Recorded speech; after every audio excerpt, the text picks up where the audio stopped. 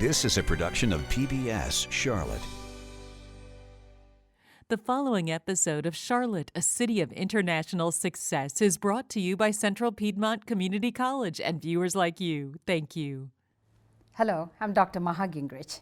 Coming up next on Charlotte, a City of International Success, I will interview Mr. Sajjan Dhaliwal from Jazam Group. We're going to talk about what it takes to build a beautiful custom home. Stay with us. 3, 2, 1.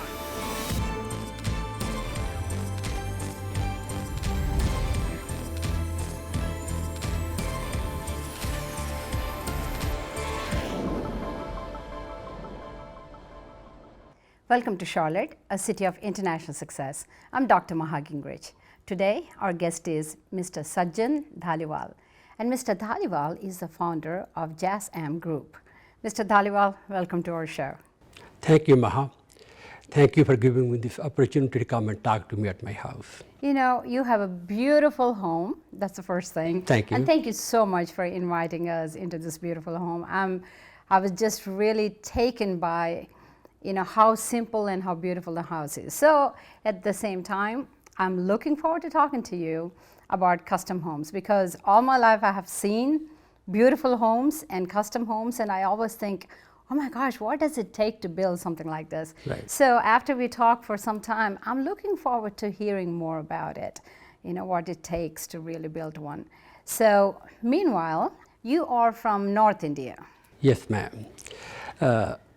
I come from state of Punjab, and my village is called Mullampur, which is about 3 miles from the state capital, which is Chandigarh. Oh, wow. Chandigarh is a very modern city. After the partition of India, there was original capital was Lahore, and New Punjab had no capital.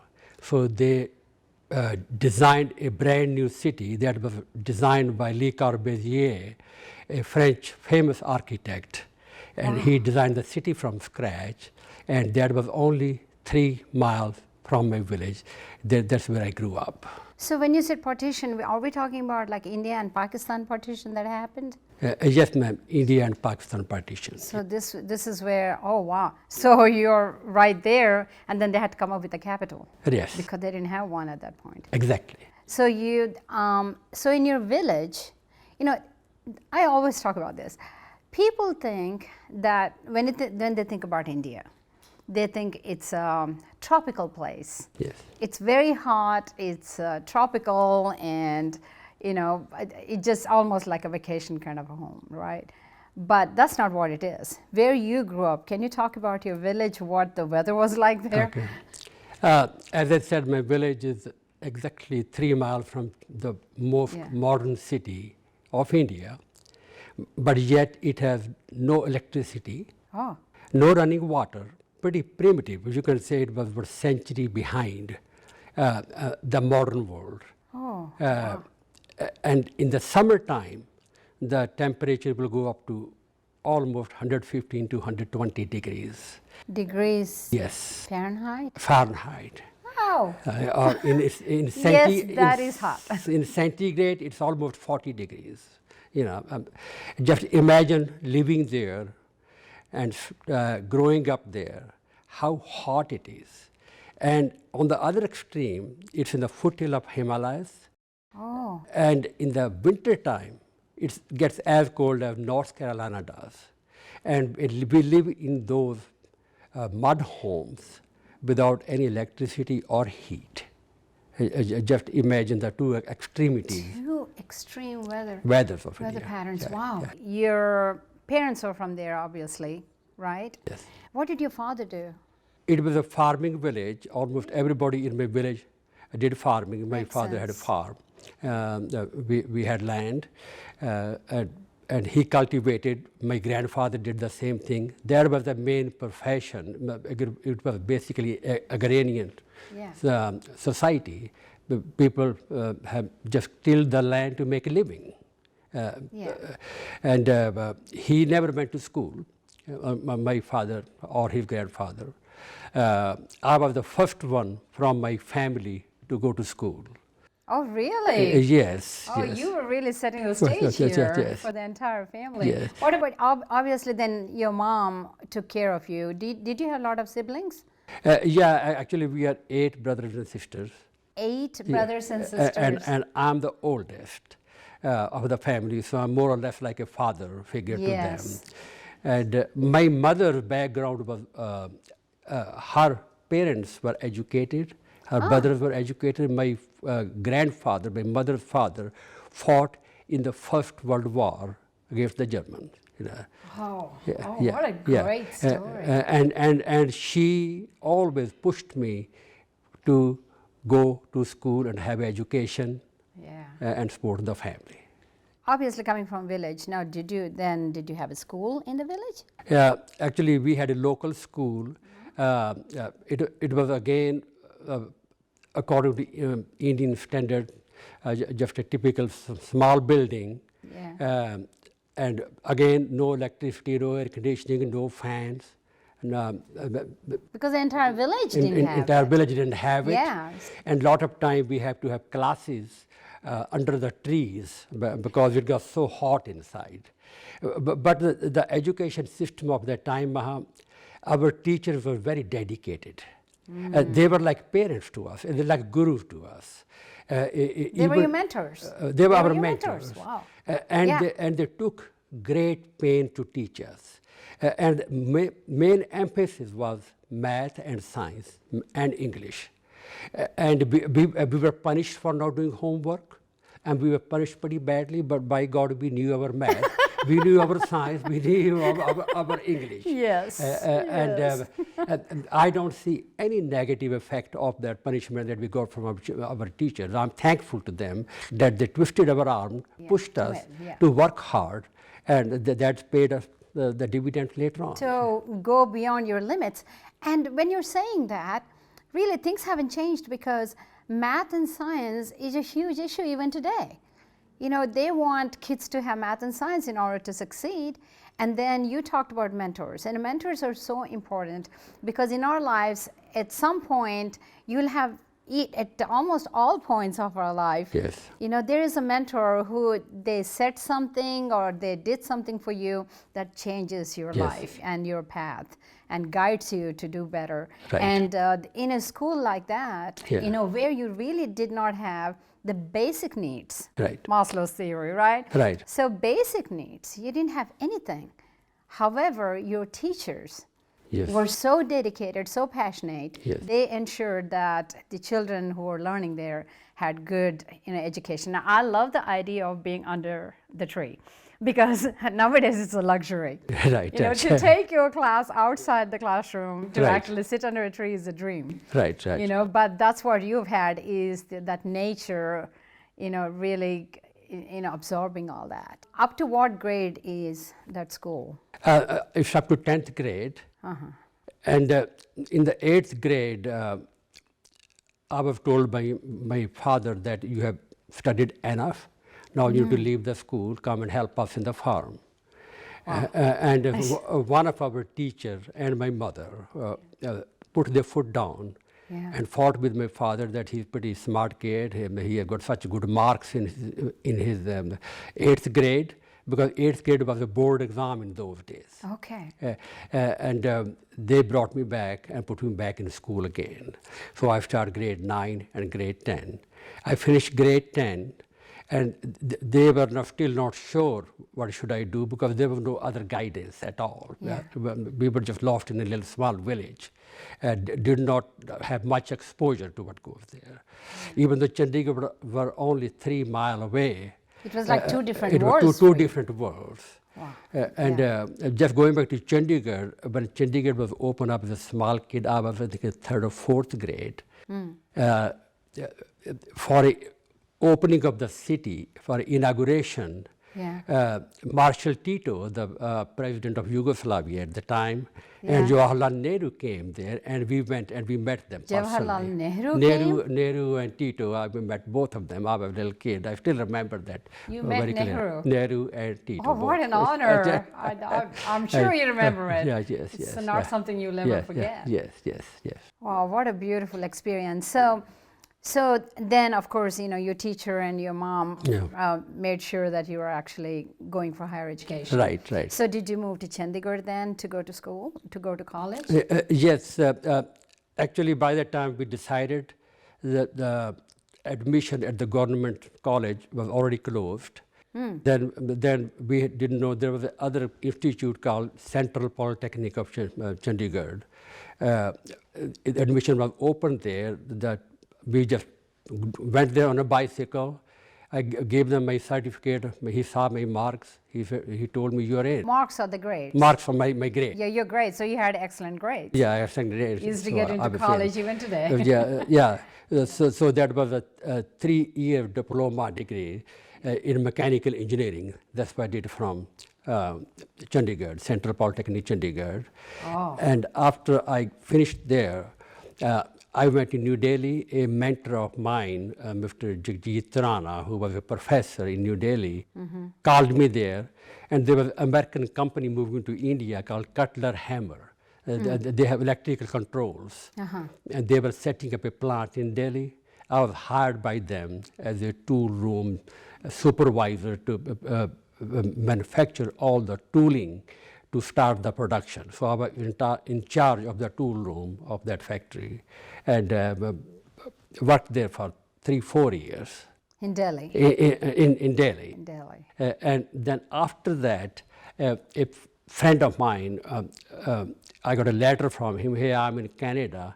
Canada? He said, why don't you come here?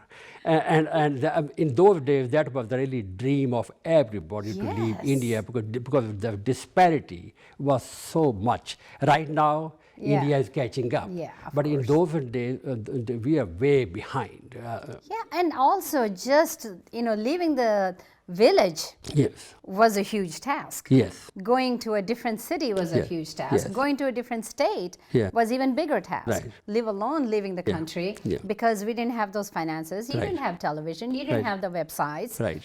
To do any kind of research and to understand a culture. Right. So you're just talking about pure passion and word of mouth, or somebody has taken the first step, Exactly. and then encouraging other people to do the same. exactly. So that is a huge step in life, I think, because you have no expectation. You don't know what you're getting into.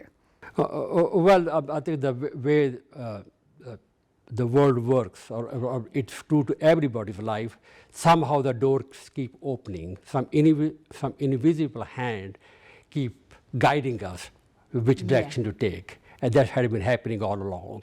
Very true. They just open the door, rest is up to you. You have to make it happen.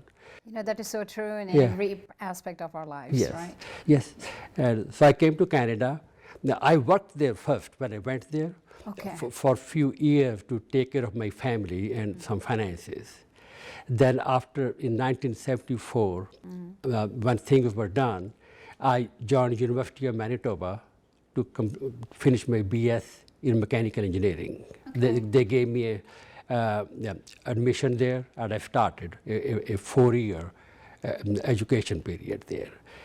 While I had a full-time job at night working as a machinist from 5 till 12. Yeah. I worked 8 till 5 at school for 4 years. What did you do? 4-year degree? 4-year degree. Okay. Yeah. And that is BS in mechanical engineering. That's what. BS in mechanical engineering. Yes. Okay, so how did you end up in the U.S.? Okay. I mean, live alone Charlotte, but how Right, did you yeah. come to U.S.?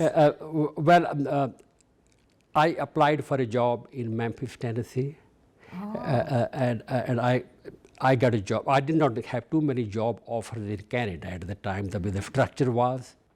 But in USA, I applied at one place, and I got this job with a company called True Temper Corporation. They made it's very, very old company. First, they used to make hardware. When I was hired by their division, which used to make golf shafts. Okay. A golf shaft looked like a simple little stick. It's a very, very complex structure. Oh, And it's we a golf shaft. A shaft, okay. Yeah, Oh. yeah. They're made out of steel in those days. Now they are out of composite material. But when I worked for True Temper, we had almost monopoly in golf shafts in steel, Uh-huh. and yet we were losing money. Oh. So I was hired as one of the engineers, put in the manufacturing processes in place Yeah. to reduce the cull rate or the rejection rate to bring the production. So we do not, if we make 100 shafts, yeah. about 60% were rejected. Were you married? Did you get married anywhere in between? Because Yes. Actually, I got married in 1974 yeah. when I was in first year of engineering at University of Manitoba in Winnipeg, Canada. Oh, you got married when you were in Canada. Yes, and it was arranged marriage. My mother picked my wife up for me. You made a good decision, didn't yes, they? yes, I'm very thankful. And she came over, So she was with you when you were going through all this. She was with me all this time, yes. Wow. And a great sport. And Super she support. also did some job just to support each other. So when did you? I know you have 2 children. Yes, I have 2 children. Yeah. When did where did you have your children? Here in the U.S. We were in Memphis, Tennessee. Memphis. They were both born in the same hospital, Methodist Hospital in Memphis. My son Jess was born September 30th, 82. And my daughter Amrita was born September 30th, 83. Exactly year apart. Same day. Same birthday, Same birthday. year apart. Yeah, Oh, isn't that wonderful? yeah. So it looks like then your company name, we'll talk about it, seems like this is your children's names.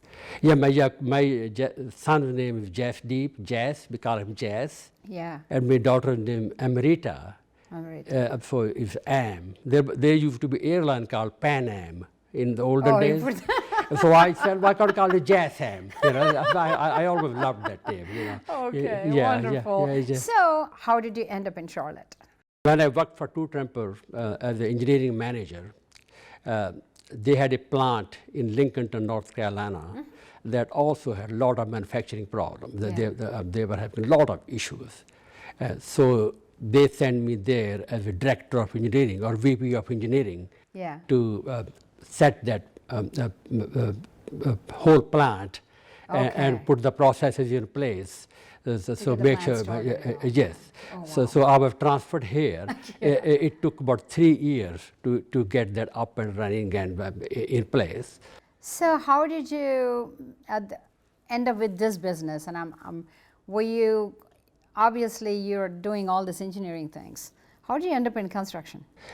It happened in Memphis, Tennessee. Yeah.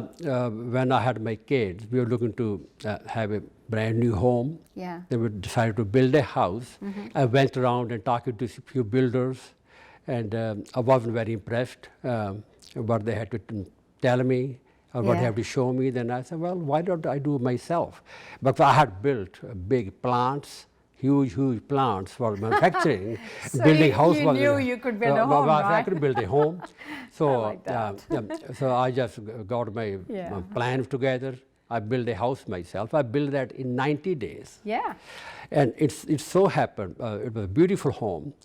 I just put a for sale sign on it. Yeah. And somebody came and gave me ridiculous amount of money. Actually, the money I made was more than I was making as an engineer in a whole year. And then I realized, That was the start of your so that was passion, the start. wasn't I said, but this is not bad at all. Yeah. Then I started one more. Okay. So let me ask you, because custom homes, Yeah.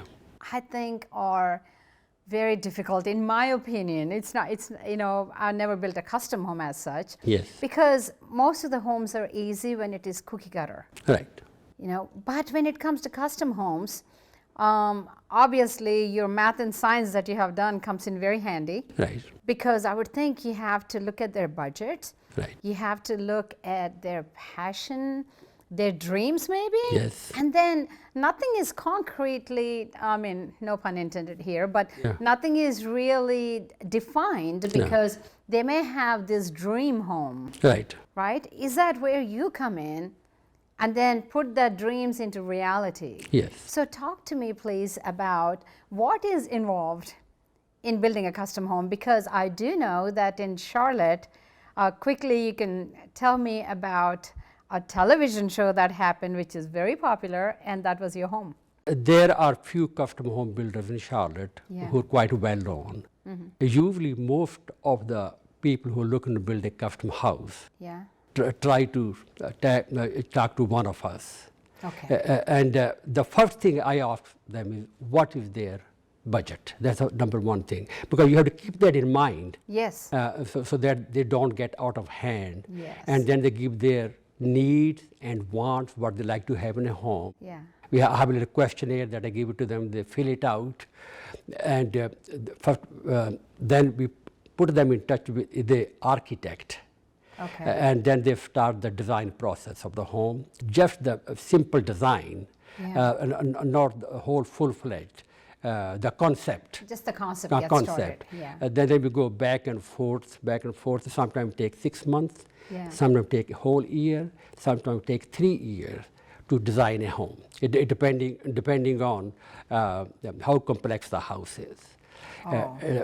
And then a lot of time people are wants what they want, and Yeah. the budget don't match. Right. So we have to do a lot of compromise, And I always say that building a custom home is usually a moving target, because people who do high-end custom home, that's what I do, are very affluent.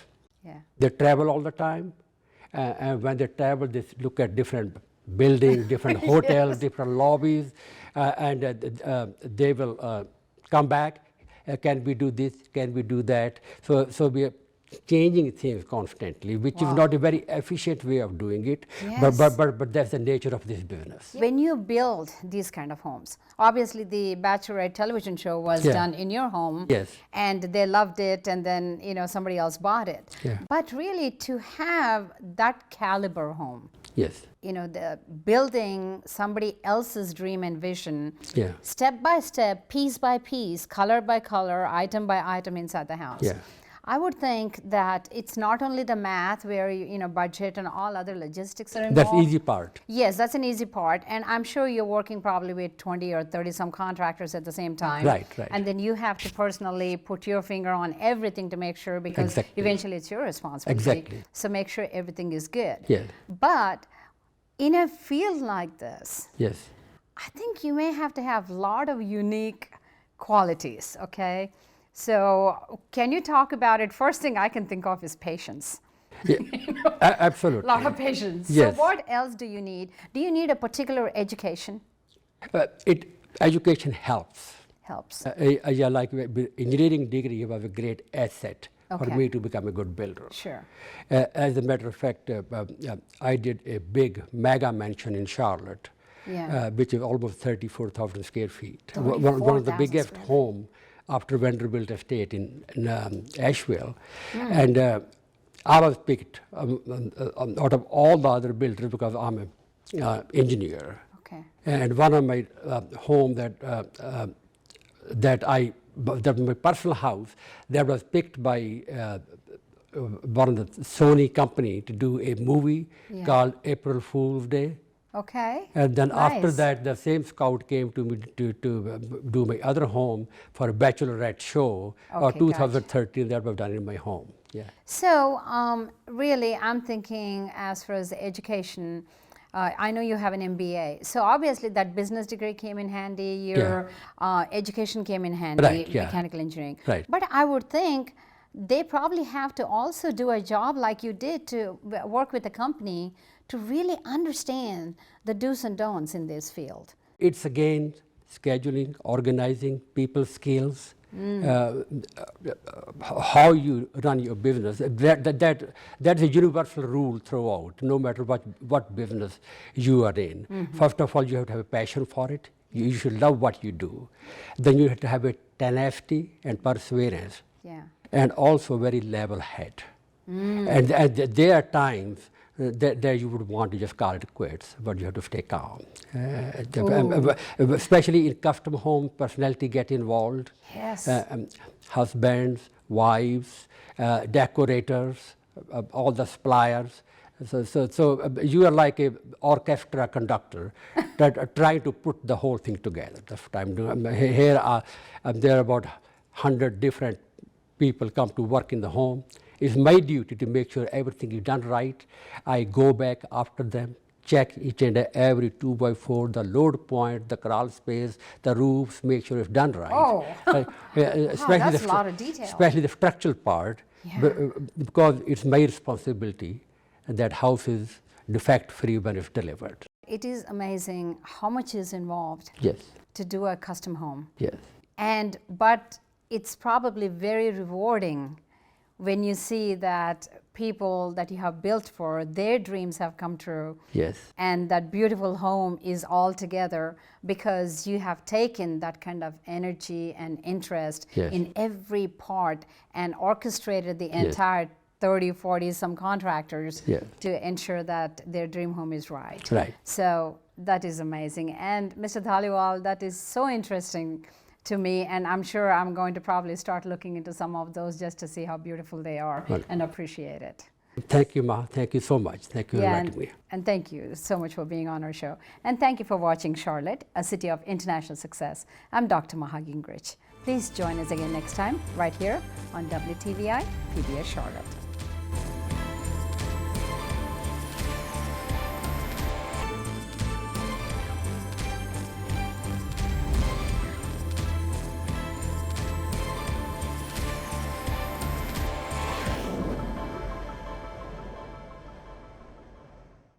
A production of PBS Charlotte.